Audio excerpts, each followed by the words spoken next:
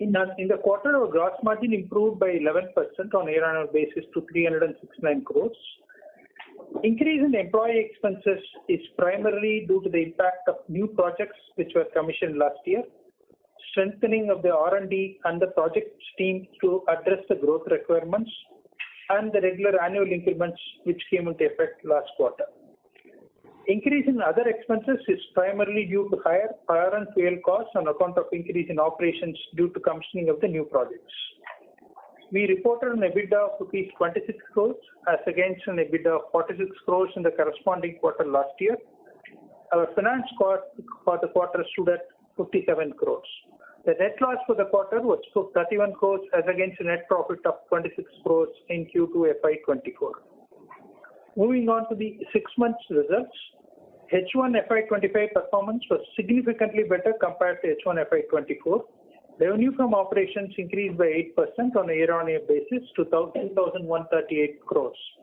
Coming to segment-wise revenue during the half year, specialty chemicals revenue grew by 49% on year-on-year basis to 654 crores, primarily driven by increase in revenue from custom manufacturing business as well as the sales from the paste PV project in Cuddalore. Value-added chemicals revenue again increased by 23% on year-on-year basis to 313 crores, while the suspension PVC revenue dropped by 9% as compared to the same period during the previous year and stood at 1,170 crores. We reported an EBITDA of rupees 150 crores, significantly higher than the 11 crores reported during H1 of FY23-24, primarily driven by the strong performance in Q1 of the current year. During H1, we reported a net loss of 57 crores as against net loss of 38 crores in H1 FY24. And we migrated from old tax regime to new tax regime in Chemplast Sanmar Limited, standalone entity, which resulted in reversal of deferred tax liability of rupees 65 crores, which is reflected in the financials for the quarter. In CCVL, we had migrated to the new regime a couple of years back itself. With the commissioning of the phase 2 of the custom manufacturing project, which is expected in this quarter, and the impact of the recently announced anti-dumping duty on suspension PVC, the performance is expected to improve significantly in the coming quarters. With respect to the balance sheet as on 30th September 2024, our consolidated net debt stood at 851 crores.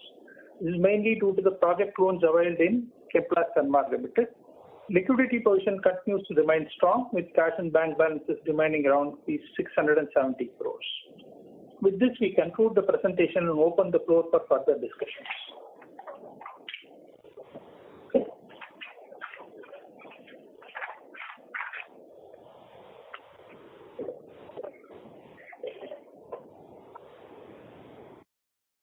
Steve, can you take this forward, please? Yes, sir. Thank you very much. We will now begin the question and answer session. Anyone who wishes to ask a question may press star and 1 on their touch-tone telephone. If you wish to remove yourself from the question queue, you may press star and 2. Participants are requested to use handset while asking a question. Ladies and gentlemen, we will wait for a moment while the question queue assembles.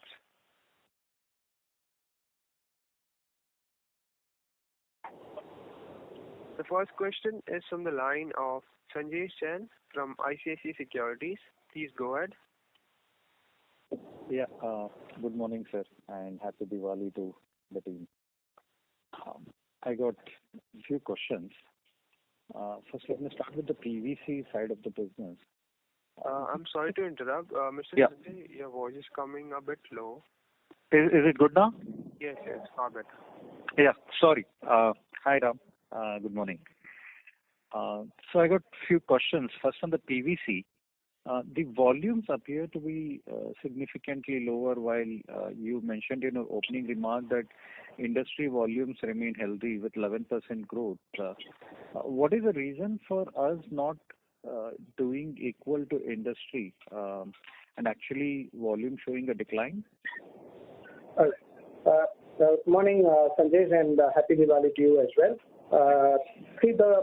Because of the extreme pressure on prices due to dumping, what happened was that the lower priced material that was available got sold first. This is the usual case whenever we face this dumping situation. Therefore, the industry actually built up some inventory during the first half of the year. By the end of September, we did have around 15,000 tons of suspension PVC in stock. Our production was more or less the same in the first half as compared to last year. So there was not much of a difference. It is just the stock build-up which led to the volumes dropping. And this is something that we will now make up in the second half of the year, especially with the post-monsoon bump up in demand and impact of the anti-dumping duties that has now been announced. This also means that we are holding a low-cost inventory, and because of the ADD, the prices can move up, and we can make some gain out of it as well, right? In the second half, that is also a possibility, right? That's right. Got it. Second question is on the ADD. On the paste PVC side, despite such a sharp ADD implementation, we really didn't see material gain in terms of the spreads, and despite demand in India being very robust. What is the learning?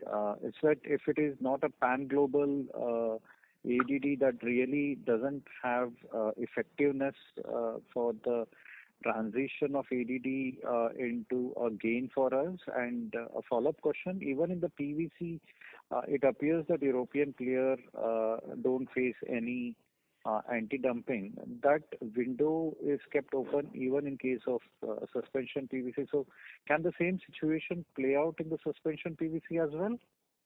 All right. Let me explain first what happened on paste, and then I will address your question on suspension. As far as paste is concerned, as soon as that provisional ADD was announced on those 5 or 6 countries and the first case in June, we did see an immediate impact, and even till date, the dumping from those countries has definitely come down. Unfortunately, the European Union moved into that gap, and they exported at very low prices.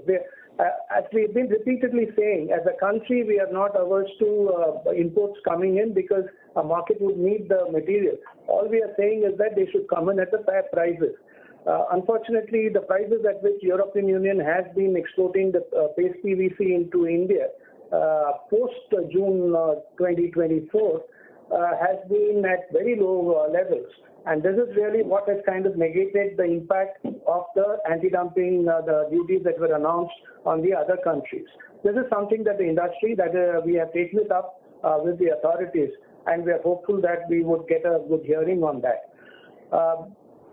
This is not likely to repeat in suspension PVC. While there could be an increase from the countries that are not covered, the European Union is not as significant a player in suspension PVC as it is in paste PVC. Their exports to India over the last few years has been less than 1% so far of the total arrivals. And even if that increases to some extent, we do not believe that that would be significant.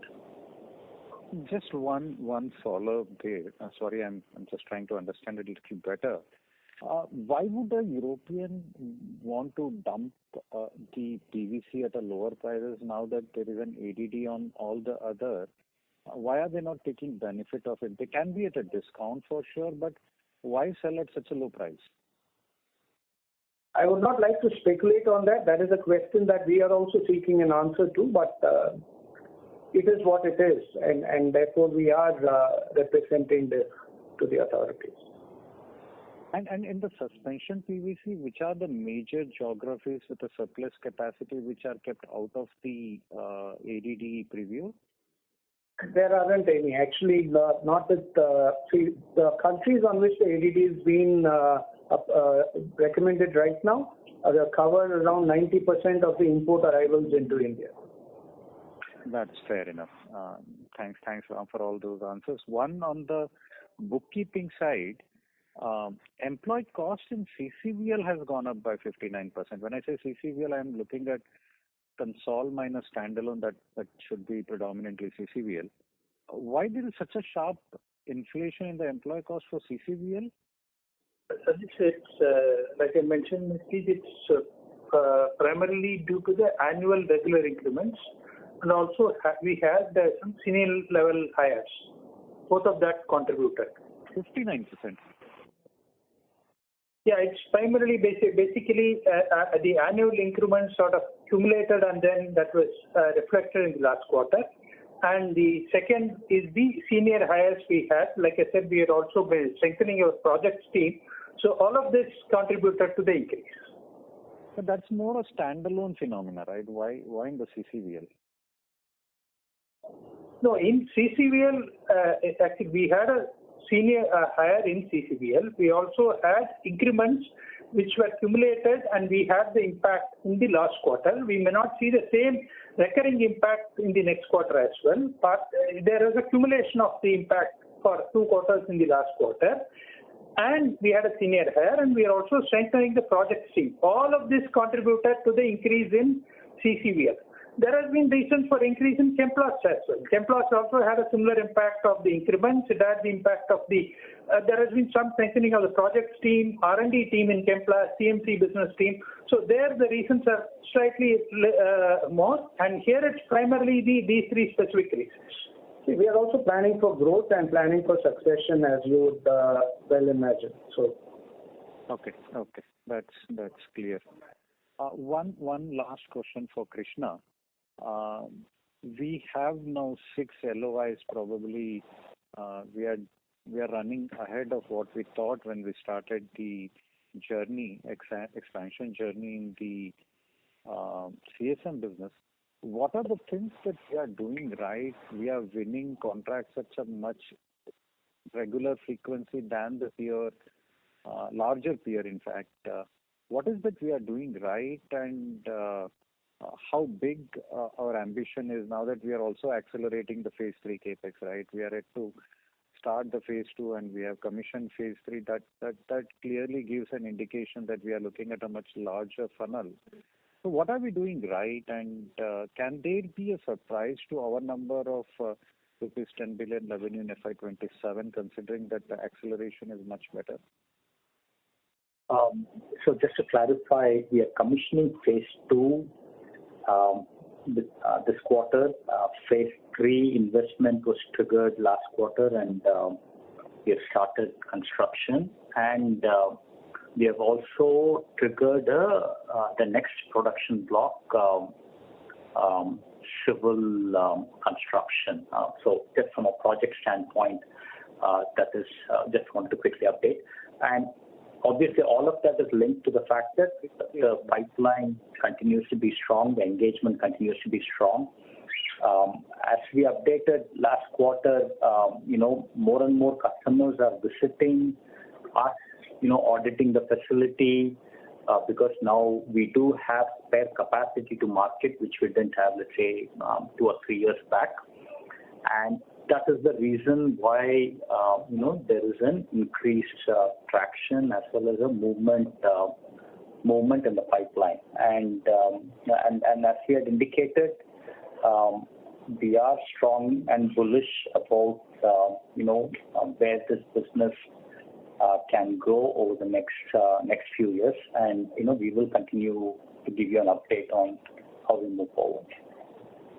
And again, it's triggered by the fact that we are going through a continuous cycle of investment in people, investment in assets. By assets, I'm saying lab, pilot, capabilities, investment in production blocks, and again continue the cycle proactively.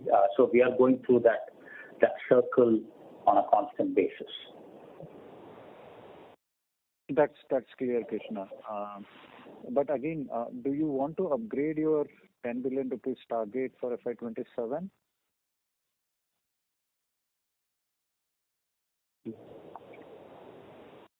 No, Sanjesh, actually earlier we had indicated with that first 2 phases itself we'll touch 1,000 crores. So with the increased investment, we certainly hope that we will do better than that. Because you have to remember phase 3, the impact of the next phase that we triggered, that project is another 12 to 18 month type timeline for that to come on, for the capacity to be available. So the steady state impact of that, will be a little bit farther out. Very clear, very clear. Thanks, Ram Krishna Murli, taking these questions so patiently and answering them well. Thank you very much and best of luck. Thank you, Ranjesh. Thank you. Participants who wish to ask a question may press star and 1. The next question is from the line of Meghna Agarwal from Mount Intra. Please go ahead. Hello. Hi, good morning. Happy Diwali. Am I audible? Yes, please.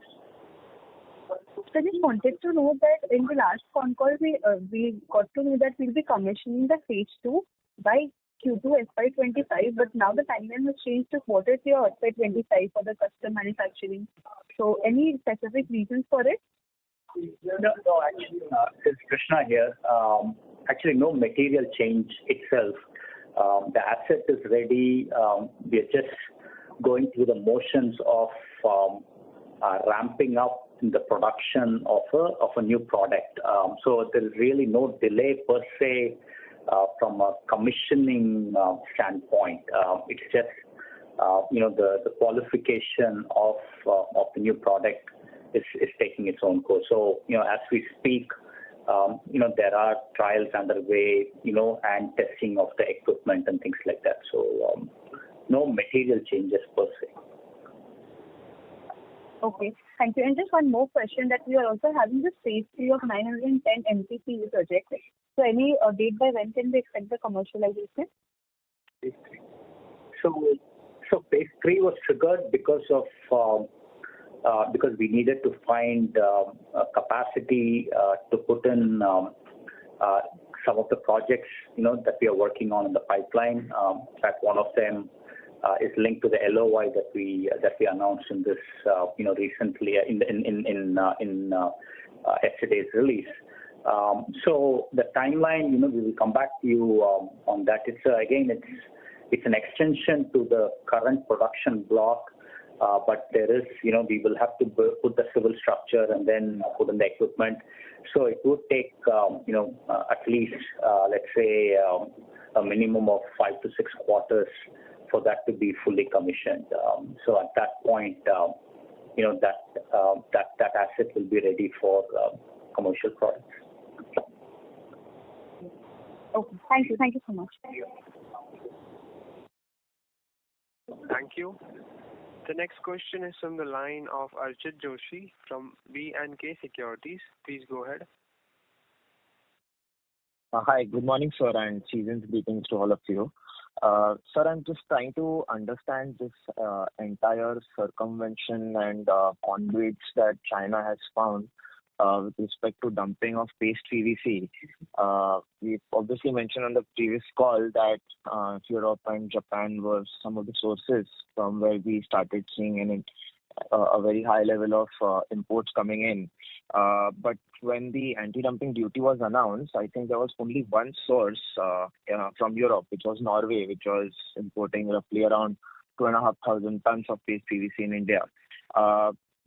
And now with the suspension PVC PDD coming in, what are the chances? I think the previous participant also was harping on the same issue, that there are no more places from which China can sort of route these material into India.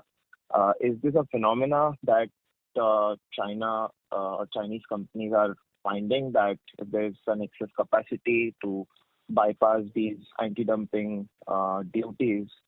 Newer geographies are being explored to sort of vent out all the higher output that they have into India or maybe in other countries. What measures can we take proactively on this account is something that I wanted to ask. First of all, in our products, we haven't seen that circumvention by routing it through other countries so far. So what has happened in paste PVC is not because China is routing it through Europe. It is just that the European producers have increased their exports to India at these low prices, and that is a separate event that we are working to address. So this is not anything to do with the routing, the rerouting of the product from China into India. As far as suspension is concerned, like I said when I responded to Sanjesh as well, 90% of the total imports of suspension PVC into India, those sources have been covered under this anti-dumping notification that has just come out this week.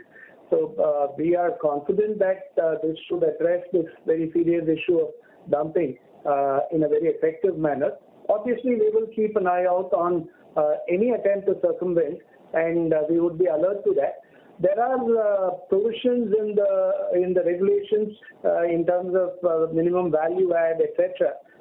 So I think those are all ways in which we will have to try and see how to manage the circumvention. But we haven't seen that happen yet. All right. Got it, sir. So, second one on the custom manufactured business. Firstly, congratulations for the 6th LOI.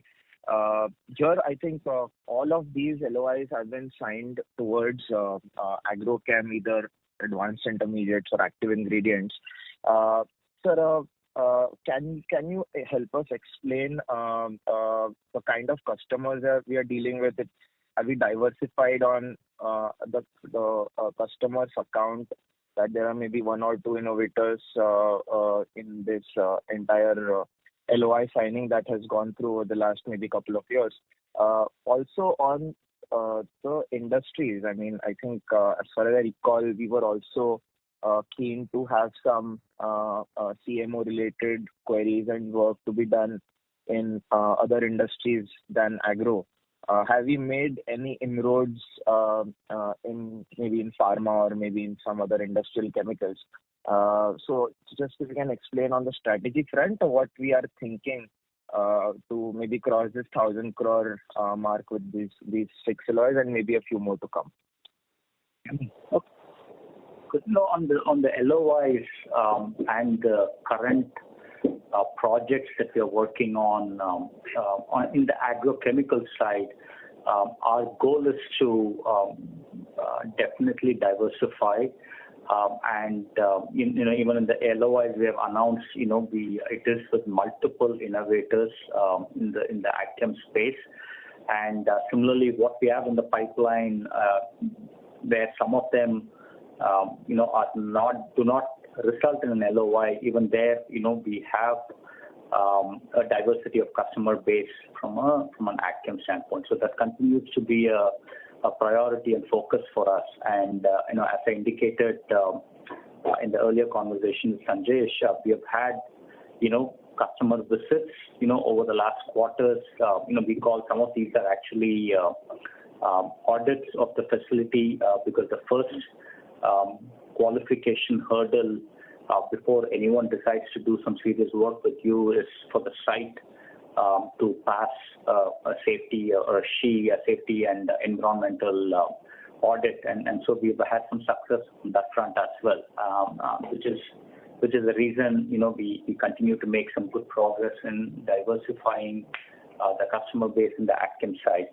And again, our intent is to also diversify beyond agchem, but that's a little bit longer term process.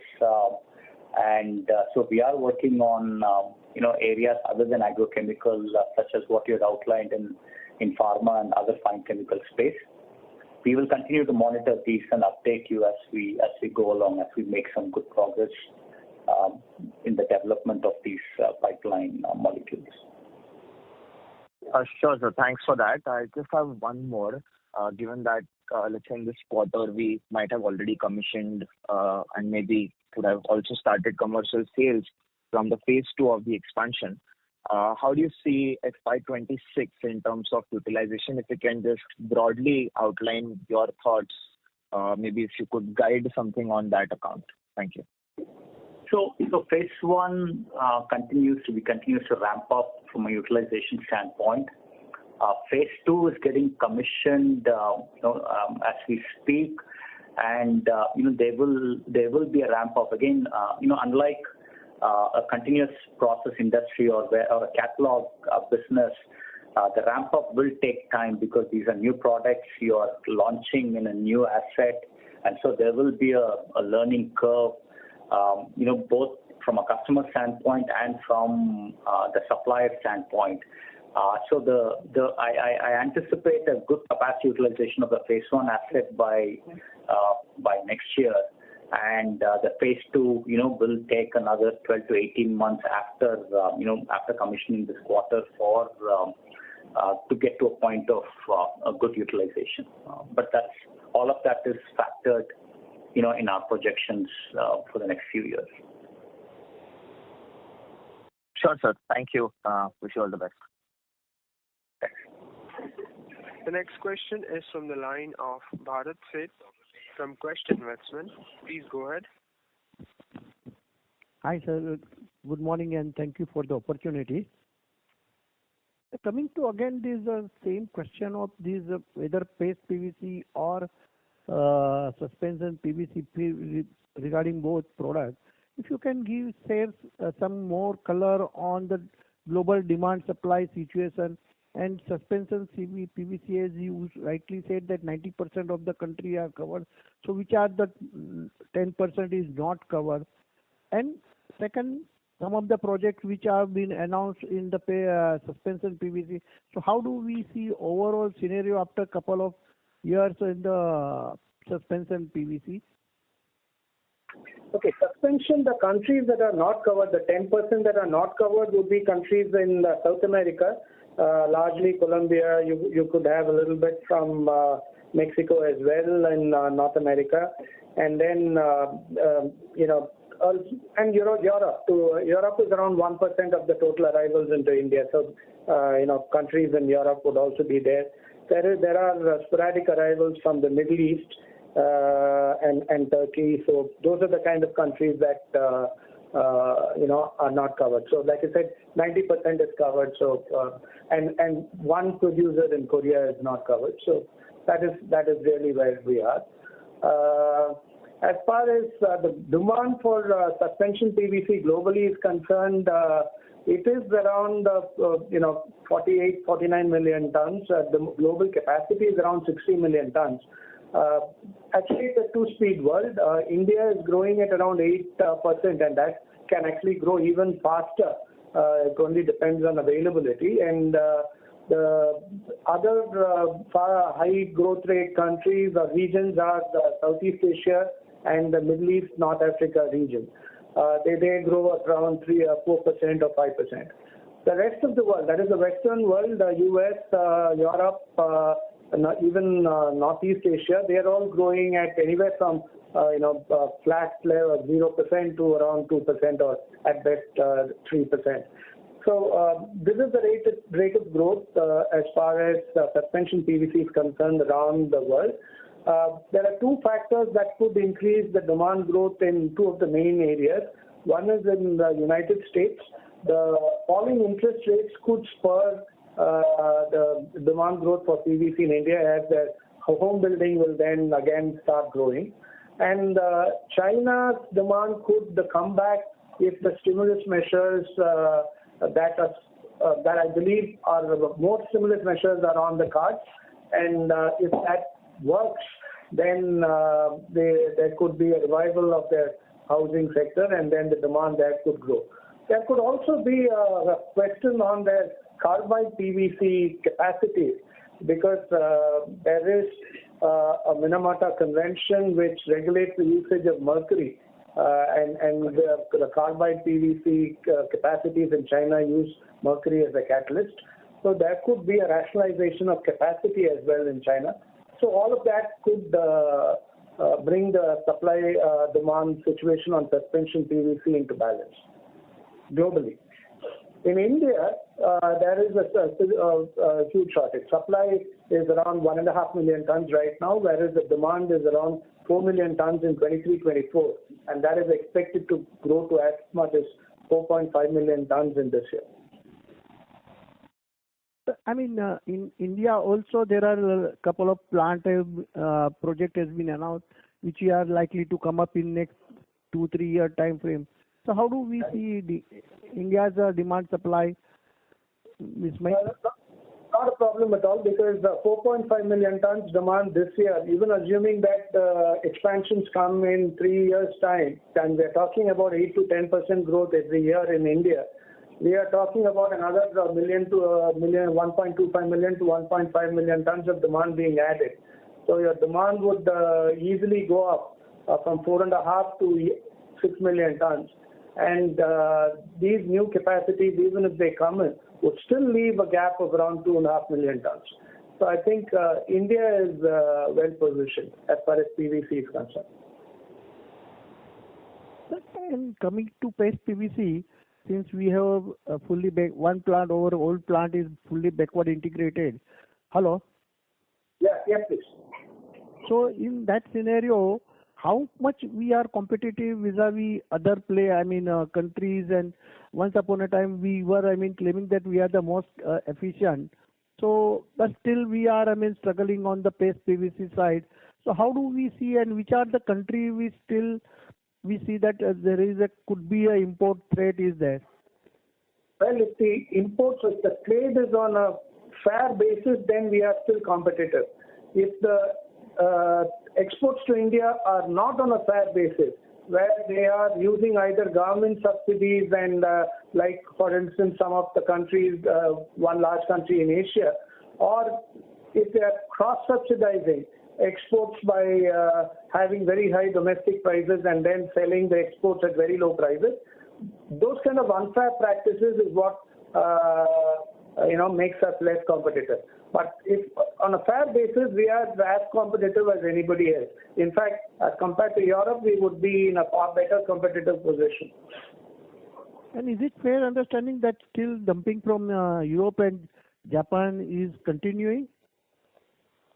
It is. That is what, as a domestic industry, that is exactly what we are representing. Is it possible to share some spread on the paste PVC, current spread in the paste PVC and suspension PVC? Sure. If you want to know, if you want the import numbers? No, spread in the Q2 and current spread. Yeah, Q2, the contribution numbers were at roughly around 24,000 rupees. In the paste PVC? The contribution would include the input cost. It also includes all other conversion costs, power, fuel, or utilities, all conversion costs included. The number was around 24,000 rupees per ton. And suspension PVC, sir? Suspension PVC was around 7,200.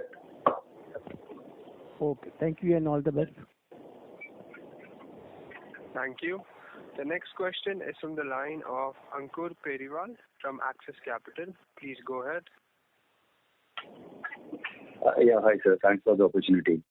Just on the anti-dumping duty and the earlier with the quality norms that were supposed to get imposed on the import side. What's the status on those quality norms? Because there were some news articles suggesting that they have further deferred. What are the timelines that you are looking at for the same? Yeah. So as you're aware, on multiple products, not just in the chemical industry, but the government of India has embarked on setting up a mandatory quality standards for many products in many industries, be it construction, chemicals, electronics, what have you.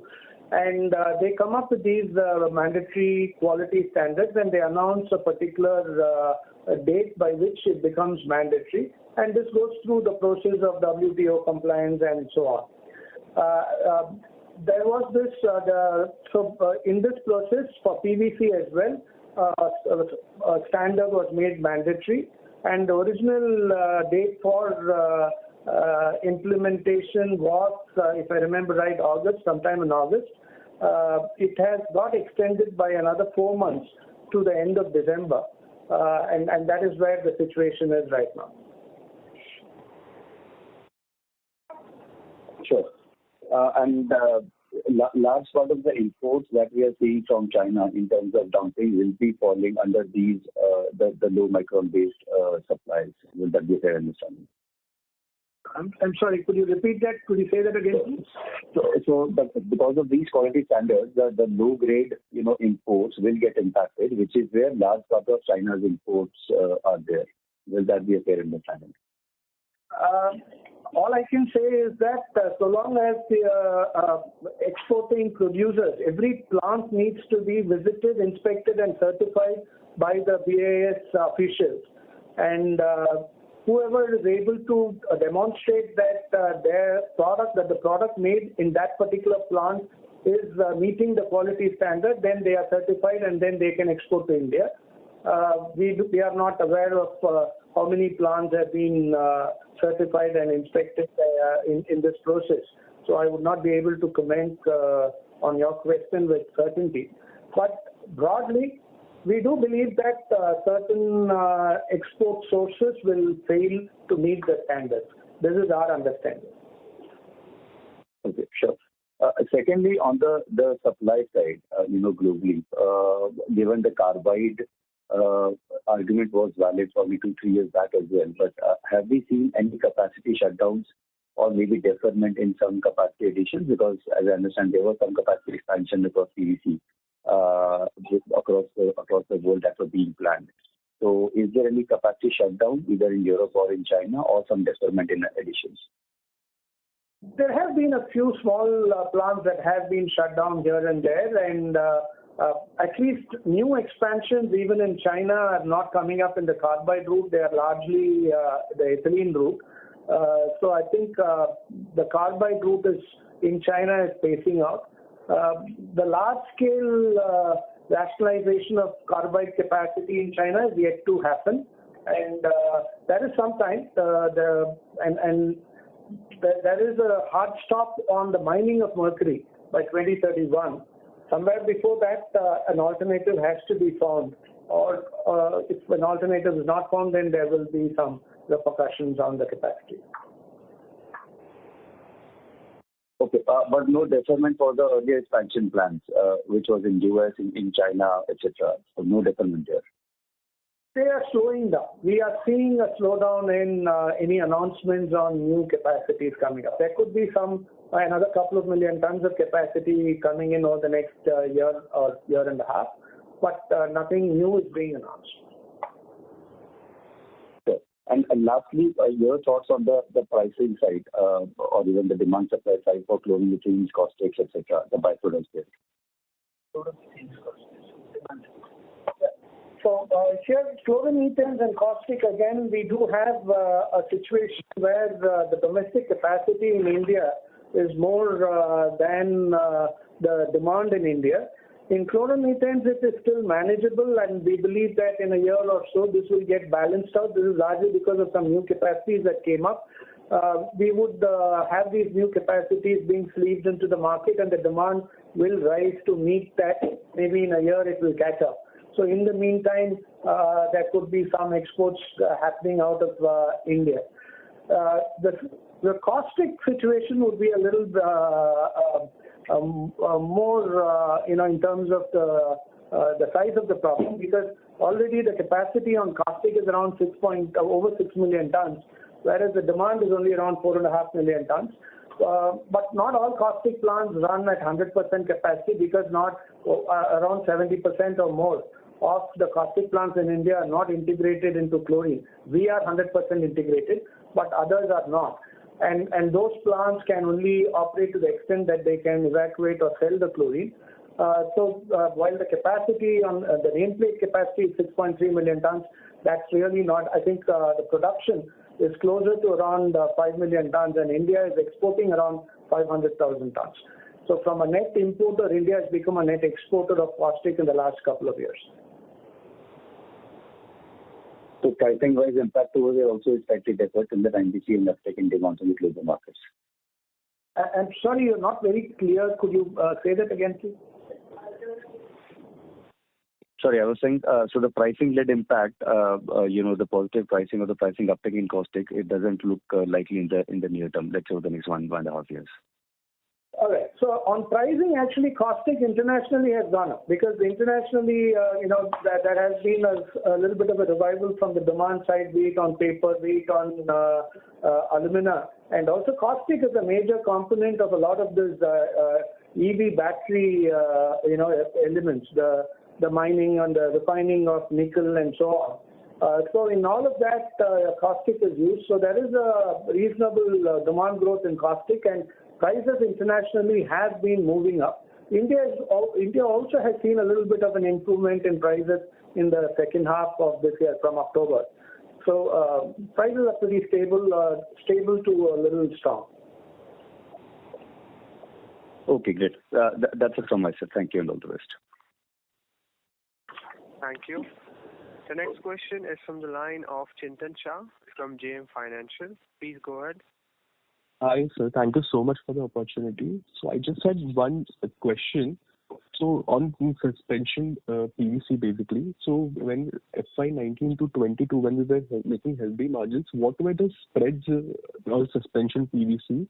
And you mentioned that in Q2 the spreads were somewhere around 7,200. Now, assuming that the ADD that has been talked about gets implemented, then what should the spreads look like? Okay. So between 19 to 22, I think we should exclude the two COVID years because in the two COVID years, our spreads were really, very high. That was the time when PVC prices moved up to about $1,500 and, VCM prices were also, it was not, we had spreads of around $400, $450 between PVC and VCM. So we should exclude that. But there will definitely be, the entire purpose of anti-dumping is to correct the wrong that has been done and to address the unfair impact on prices. So definitely the implementation of anti-dumping will result in an increase in price and therefore on margins. How much it will go up by, only time will tell. But all I can say is that if you look at the weighted average of the anti-dumping duties that have been announced, that weighted by the volumes of imports that have come in from the respective countries, it would amount to around $100 to $110. So that is just an indicative number. The actual impact on prices, we can only wait and watch. Okay, but can you just highlight the spreads that we used to make then? I mean, excluding the COVID 2 years, what was the average spreads that we used to make on a normalized basis? Around 15,000 rupees. If you look at the last, maybe if you're looking at a 10-year average, maybe we would have made somewhere between $240 to $250 per ton PVC VCM. That is the industry spread I'm talking about. Okay, got it. So is it fair to say that even if this gets implemented, let's say, this is what you're mentioning, $110, so we would be very close to the historical average that we used to make? We are hopeful. Let us wait and watch. I wouldn't like to be presumptuous in this and try to go ahead of what is going to happen ahead of reality. I think the market will settle at some level. It could be higher than that. Let's wait and see. Okay, got it. Understood. Thank you so much. That's all from my side. Thank you. Ladies and gentlemen, that was the last question for today's conference call. I would like to hand the conference over to the management for their closing comments. Thank you, Steve, and thank you everyone for joining us today on this earnings call. We appreciate your interest in Chemplast Sanmar Limited, and if you have any further queries, please do contact SGA, our investor relations advisor. Have a good day. On behalf of Chemplast Sanmar Limited, that concludes this conference. Thank you for joining us, and you may now disconnect your lines.